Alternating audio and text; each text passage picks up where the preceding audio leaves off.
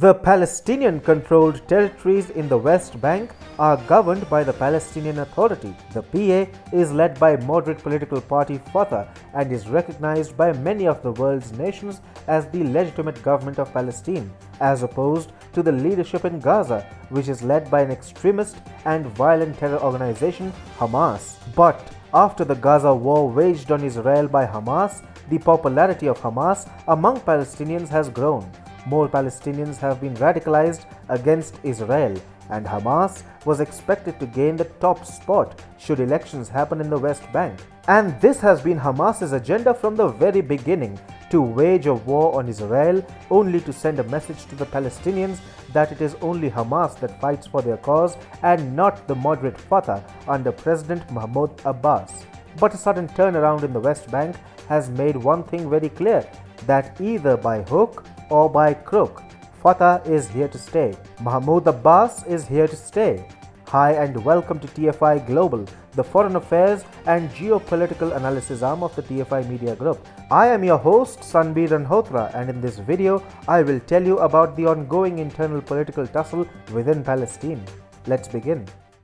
While Hamas and Fatah battle with each other for influence in Palestine, Mahmoud Abbas-led Fatah seems to have defeated the Gaza-based Hamas even without firing a single shot.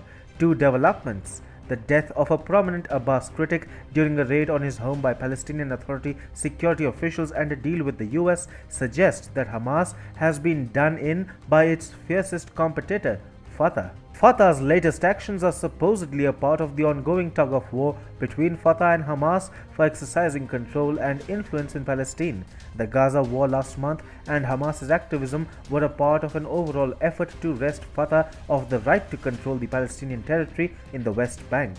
Now, Fatah seems to have purged a prominent critic and moved closer to a deal with the US in order to weaken Hamas. The Times of Israel claimed that a senior US State Department official told it that the Biden administration is committed to rushing the Palestinian Authority to reform its welfare policy that includes payments to security prisoners and families of Palestinians killed during involvement in terror activities. A Palestinian official reportedly told Times of Israel that the issue was discussed during a meeting between US Secretary of State Antony Blinken and PA President Mahmoud Abbas in Palestine's de facto administrative capital Ramallah last month. Abbas reportedly assured Antony Blinken of reforming the welfare policy. Abbas-led Fatah is very smartly securing US support and aid here.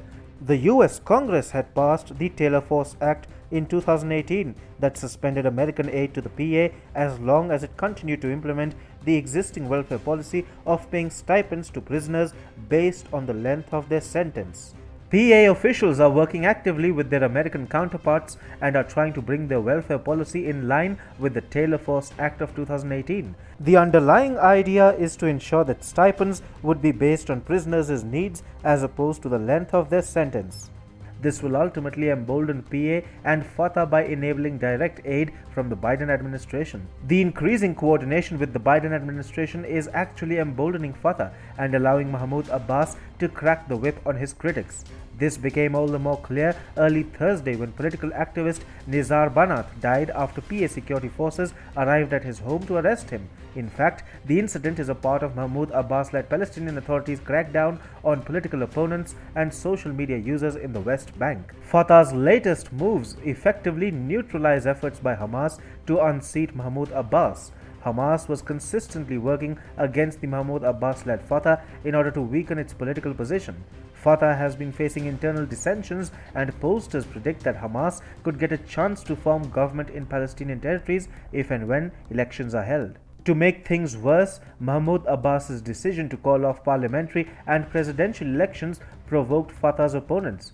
Banat, who died during an arrest by PA security forces too, was one of the most vocal opponents of Abbas's perceived decision to defer polls and hold on to power. Banat had even asked foreign powers to suspend financial aid to the Palestinian Authority.